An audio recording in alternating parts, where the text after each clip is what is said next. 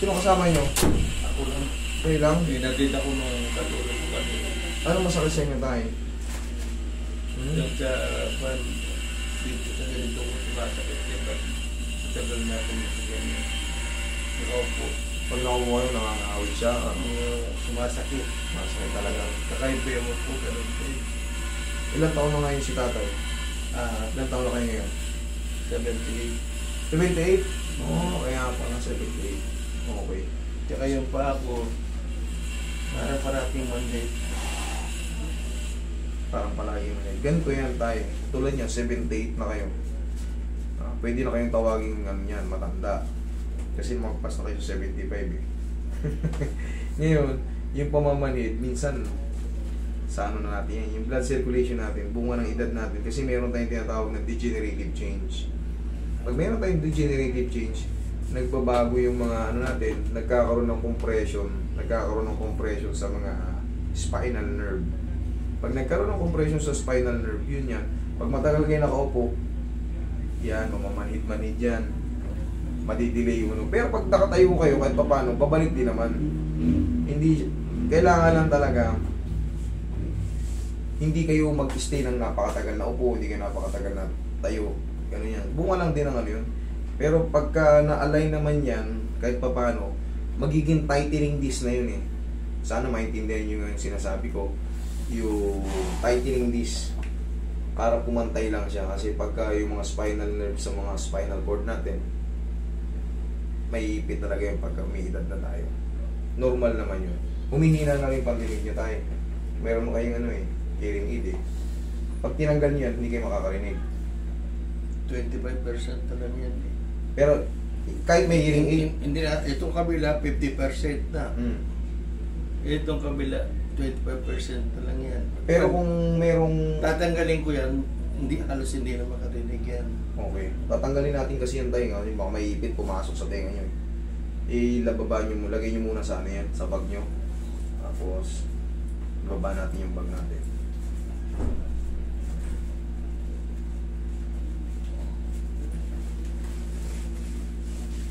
Ibaba nyo muna yan.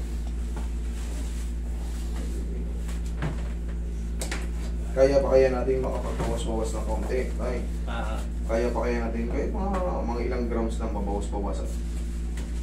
Kaya pa kaya? Bubaba na nga ako ng panit. Diba? Bubaba na yan. Mga isang linggo eh, mga 3 kilos? Okay. Pag ganito ang salitaan natin, naiintindihan nyo pa ako?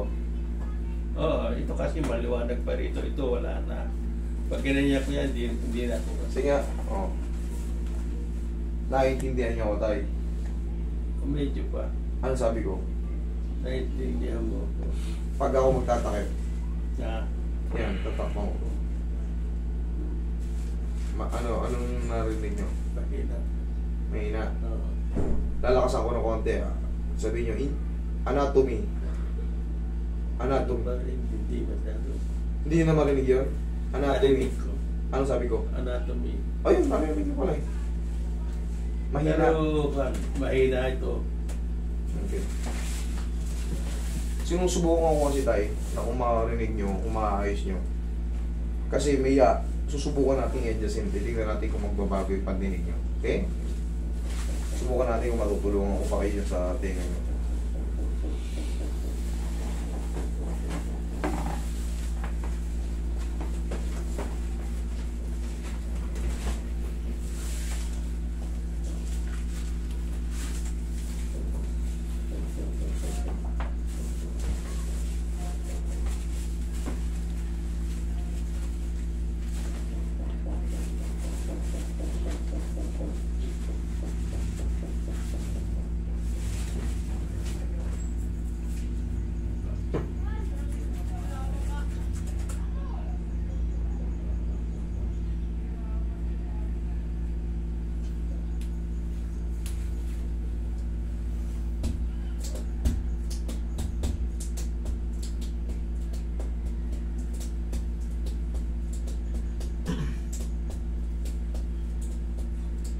Tatakpan ko yung tenga nyo tayo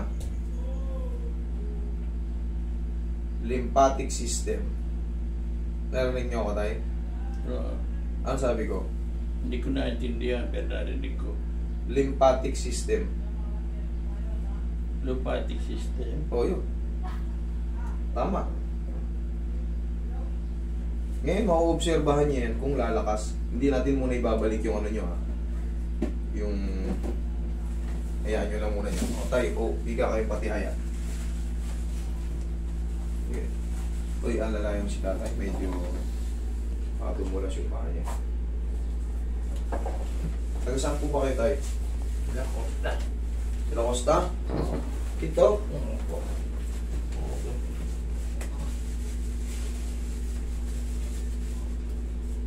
Diabetic din si tatay, no?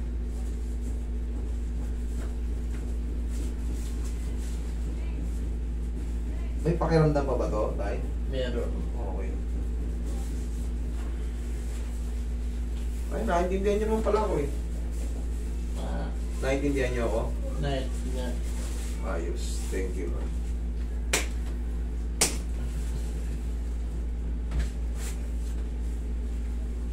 Huwag niyo muna testingin natin, huwag niyo muna ibalik yung yung hearing aid niyo. Tignan niyo kung naiintindihan niyo lahat ng mga... Siyempre, alam niyo naman yan sa sarili niyo eh. Kung naiintindihan niyo yung mga sinasabi ng kausap niyo eh. Kung lumakas ba o yung tenga niyo o lalong humina. Okay? Mas maganda, masanay tayo na Kung talagang makakabalik pa huwag na natin ikabalik. Huwag na natin ilagay yung hearing aid. Naiintindihan niyo naman ako tayo? Okay, good. Dire-diretso yun. Yung salita ko.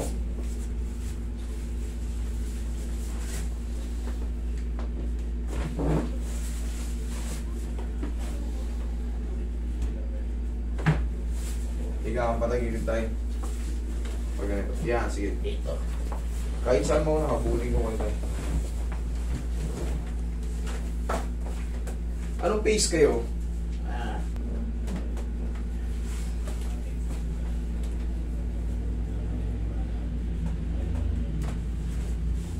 Kabilang side.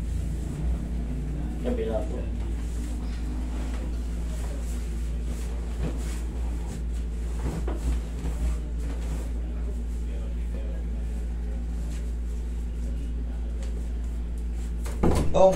Tawagan mo nga si Udi. Tanungin mo kung yung hinihingi ko meron.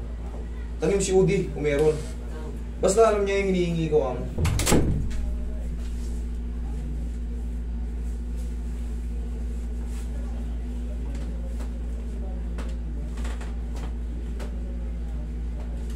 Okay tayo, tapakay tayo. Dapa po, dapa. Tanda lang. Makashoot nyo yung mukha dyan tayo. Yan.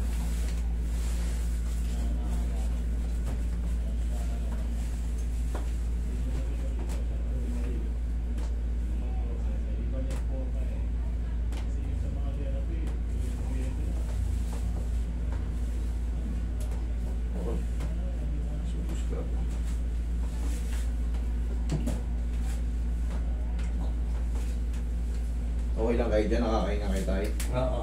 Okay. Okay, makaintindihan nyo naman ako.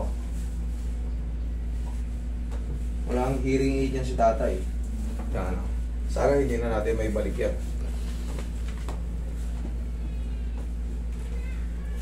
Tuloy-tuloy lang tayo yung diet nyo tayo. Total, nakabawas na kayo, no? Para mas kayo, mas ganado kayong maglakad pagka mas magganado kayong kumilos pagka mas magaang kayo.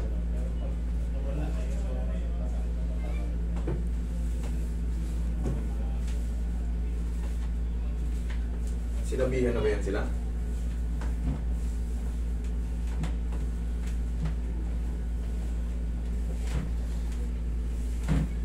Kaya tihaya kayo tayo. Naiintindihan niyo yung mga sinasabi ko tayo? Oo. Oo, ikot. Dati kasi, pagkausap ko yung anak ko, nagagalit sa akin. Nadidinig ko yung salita niya. Kaya lang hindi ko naiintindihan. Okay. Taas na po ito tayo. Hindi. Siyempre, dapat intindihan natin pagka umiidad ang mga magulang natin. Talagang nagkakaroon ng pagkakataong humihina yung pandinig. Darating din tayo dyan. may mga tao talagang ganun. Nauuna yung, minsan paglabo ng mata, pagka hina ng pandinig. Kaya intindihan natin sila pag umiilag. Pero ngayon, naiintindihan nyo naman ako. Yung pagka sinabi kong pure gold, narinig nyo? Malinaw? Okay. Nagkakaintindihan naman tayo Kanina, medyo mahina. Pero ngayon, ayos. Ayos na. Di huwag niyo ibalik yung... Yun yung sinasabi ko kung bakit ko tinetesting. Kasi pag may pinipitik ako dyan tapos may hinihirit ako dito sa ilalim, pagka nalaman yung lumakas yung boses nyo, huwag nyo na muna ibalik yung hearing aid. Kung sakaling umiidad pa tayo ng humihina ulit, ibalik natin yung hearing aid. Or ibalik nyo sa akin, tignan natin ulit kung mababago natin. Okay naman, naiintindihan nyo ko tayo, sinabi ko? Okay.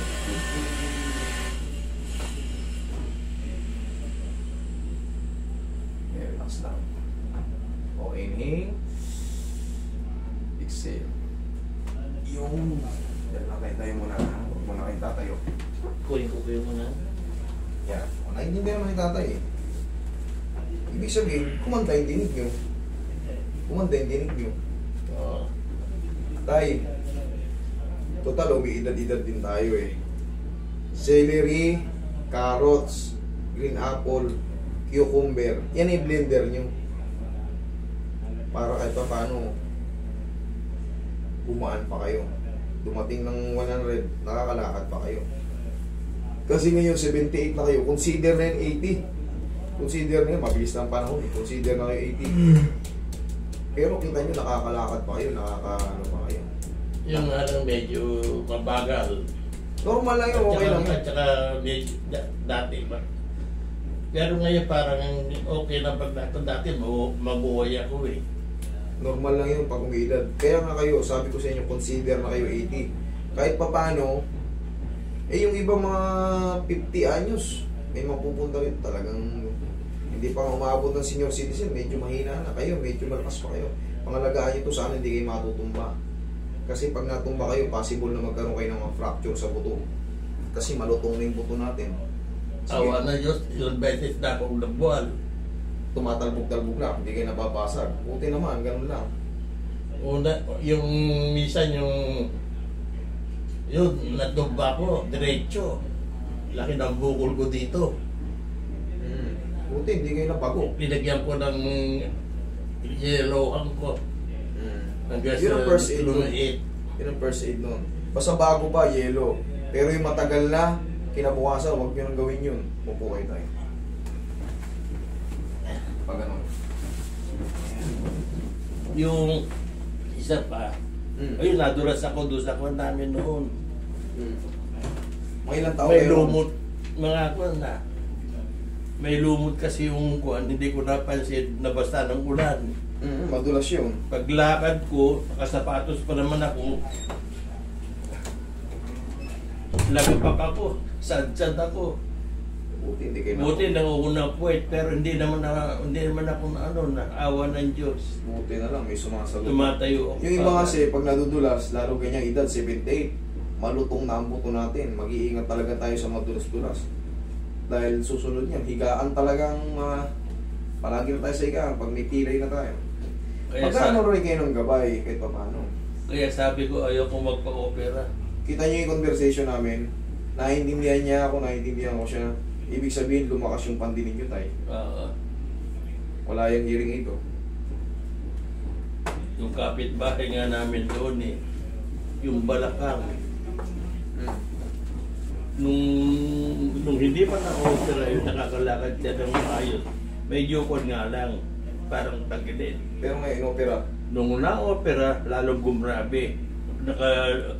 Nakayuko na siya, hirap pa siya lumakas. Kasi Ilang taon na siya inoperahan tayo? Magit 2 taon na. Hindi, ilang taon siya nun bago inopera? May edad na din. Yun yung ano, ito, kumbaga ito, si tatay kahit hindi ko tinanong yun, kapitbahay na kwento niya. Yun yung sinasabi ko sa'yo, pag may edad na kayo, baka magdalawang isip na kayo pag ooperan kayo. Kasi, hindi na gumagaling. Ang tagal bago gumaling. Okay? Example lang yun sa kanya. Siya mismo nagsabi, si tatay mismo nagsabi, kapitbahay lang, na-operan. Nung hindi pa na-operan, kahit paano nakakagabay-gabay pa ng gano'n.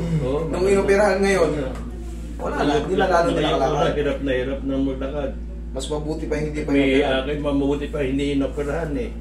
Hindi pa gumastos. Kung ako nga yun, sabi ko noon, kung ako yun, hindi ko na po opera yun eh. Pag kayo may edad na, pag kayo ay 60, kumbaga senior citizen na kayo, na alam nyo medyo weak na kayo, wag. Subukan nyo muna normal adjustment. Pero kung pag nakita talaga putol, pwede ma-opera. Pag putol pero kung hindi naman, subukan nyo muna normal adjustment. Baka, kasi wala namang mababago ron eh. Ano lang yun? Sabi ko nga, kung meron akong maramdaman sa katawan, sabihin operahan ako. Ayaw ko na magpo-opera. Wala, consider 80. Kasi ang kuwan ko, kung meron man ako naging sakit, o parang kuwan, hindi ako pa opera na. Gamutin na lang sa kuwan. Huwag nang opera. Kung hanggang doon na lang talaga. Correct. Yun ang katiwiran. Kita nyo, naiintindihan nyo ako. Malinaw yung salita ko. O di, huwag nyo muna isot yung hearing aid nyo, nagbago yung pandinig nyo. Hindi na kayo ngayon mapapagalitan ng anak nyo kahit paano, naiintindihan nyo ako. Naiintindihan nyo ako. Sigurado kayo. O di, yung babanggitin ko, sabihin nyo ulit, disorder of the spine. Ano na? Disorder of the spine. Hindi ko naintindihan. Pero, hindi ko naintindihan. Disorder. Babagalan ko lang, disorder. Disorder. O yun, narinig yung disorder. Kasi siyempre, mahirap pagka may RR. Kasi, meron yung... Kasi, narinig nyo ang aso. Parang may...